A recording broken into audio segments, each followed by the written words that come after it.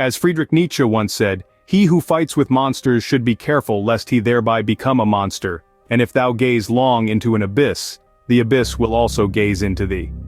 Now this quote may seem a bit cryptic, but when we unpack it, it provides a deep insight into the human ego and its dual nature. You see, the ego isn't a single, unified entity. It's more like a coin, having two sides, one of strength and one of weakness. On one side, we have the ego of strength.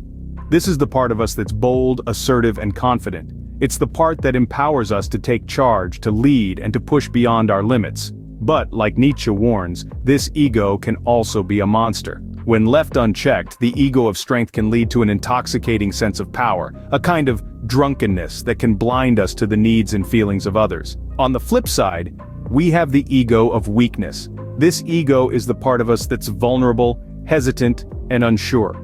It's the part that fears rejection, failure, and loss. But just as the ego of strength can become monstrous, so can the ego of weakness. It can breed resentment and hatred towards those we perceive as threats or rivals. So, what does Nietzsche's quote have to do with all of this? Well, it's a reminder that we are not just observers of our egos. We are active participants in their creation and manifestation. When we engage with our egos, when we fight with monsters or gaze into the abyss, we risk becoming the very thing we are engaging with. But there's also a silver lining here.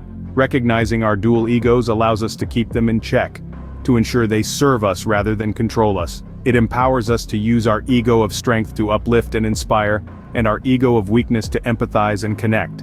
So as we delve deeper, we'll discover how the ego of strength and weakness can either be our downfall or our salvation.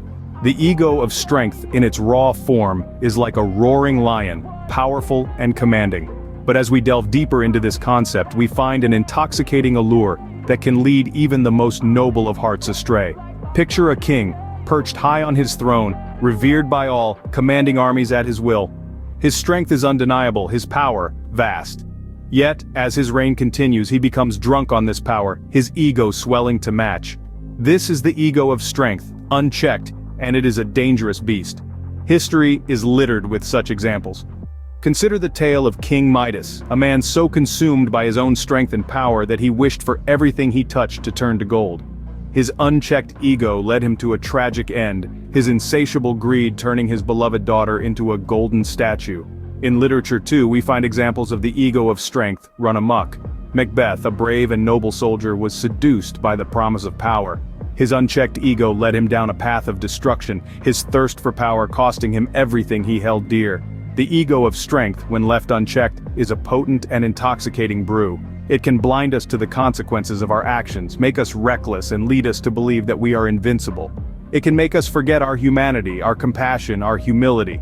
But let's not demonize strength or power. They are not inherently evil. It is the unchecked ego that twists them into something destructive. The ego of strength, when harnessed and directed wisely, can lead to greatness. It can inspire, motivate, and drive us to achieve remarkable things. Yet, we must always be vigilant, for the ego of strength is a seductive siren, luring us towards a dangerous precipice. We must strive to keep it in check, to wield our strength with wisdom and humility. The ego of strength, when misused, can bring about our downfall, transforming us into the very monsters we aim to conquer. On the other side of the spectrum lies the ego of weakness, akin to a wounded animal, filled with fear and resentment. Imagine a frail bird, its wing broken, cornered, and frightened. It lashes out, not because it's inherently aggressive, but because it's terrified. In the same way, the ego of weakness manifests itself through hatred and resentment, not out of inherent malice, but out of fear and a sense of impotence. Consider the tale of Tom, a man who was passed over for promotion time and again. Instead of taking a step back and evaluating where he might be lacking, Tom allowed his ego of weakness to take control. He began to harbor resentment against his colleagues, his boss, even his friends who were doing well in their lives. He saw their success as a personal affront, a constant reminder of his own perceived failure. What started as a small seed of resentment soon grew into a towering tree of hatred. Tom's relationships soured, his work suffered, and he found himself increasingly isolated. His weak ego had turned him into a vessel of hatred, causing pain not just to himself but also those around him. Or take the story of Lisa, a woman who was always picked last in school sports.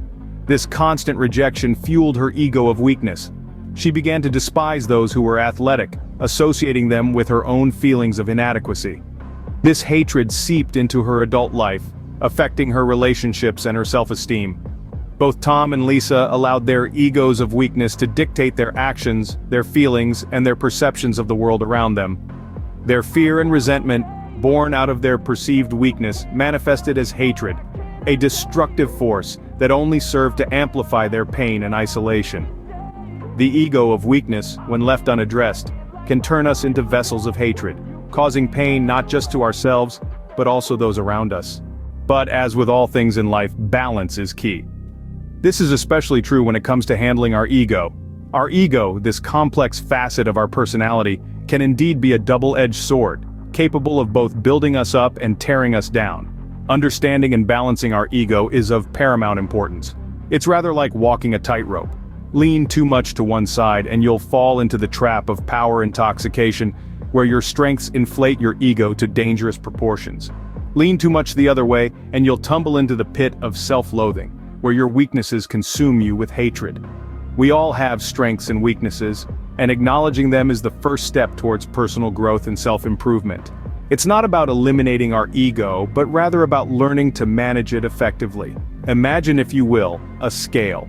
On one side we have our strengths, our victories, the things that make us feel powerful and invincible. On the other side we have our weaknesses, our failures, the things that make us feel vulnerable and insecure. Our ego is the fulcrum that balances these two sides. The key to balancing our ego lies in self-awareness and introspection. It's about recognizing our strengths and using them to our advantage without letting them go to our head. It's about acknowledging our weaknesses without letting them define us. It's about realizing that we are not our successes, nor are we our failures.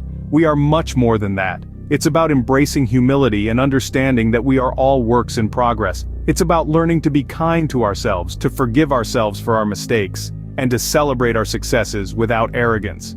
Balancing our ego is a continuous process, a journey rather than a destination. It requires patience, understanding, and most importantly, the willingness to grow and improve. By finding balance, we can harness the power of our ego without becoming monsters, and acknowledge our weaknesses without succumbing to hatred. And that, dear listeners, is the essence of personal growth and self-improvement. As we walk away from this exploration of the ego's dual nature, let us remember one thing. In the vast spectrum of our human experience, the ego is a fascinating player, an unseen force that can shape our actions, our relationships, and our understanding of ourselves. It's a dual-edged sword, capable of both empowering and debilitating us. The ego of strength, as we've discussed, can manifest itself in the intoxicating drunkenness of power. It can make us feel invincible, but also blind us to our own weaknesses and the needs of others. On the other hand, the ego of weakness, as we've seen, often shows itself through hatred, a bitter response to perceived threats or injustices. It can make us feel victimized and powerless, fostering resentment and hostility. Understanding these dual aspects of our ego is the first step towards achieving balance. It's about recognizing the moments when we're being swept away by the intoxicating allure of power, or when we're allowing our insecurities and fears to breed hatred. Only then can we start to control our egos, rather than letting them control us. And why is this important? Because our egos, left unchecked, can lead us down destructive paths. They can isolate us, create conflict, and prevent us from growing and evolving. But when we understand and control our egos, we can use them as tools for personal growth and self-improvement. So, as we conclude this journey into the realm of the ego, I encourage you to reflect. Take a moment to introspect, to examine how your ego manifests in your life. Are you often intoxicated by power, or do you find yourself frequently nursing feelings of resentment and hatred? Or perhaps you're already on the path to achieving balance, tempering your ego's extremes with wisdom and self-awareness. So, dear listeners, take a moment to reflect. Are you a roaring lion or a wounded animal? Or perhaps, are you somewhere in between, finding balance in the chaos? The power to shape your ego, after all, lies within you.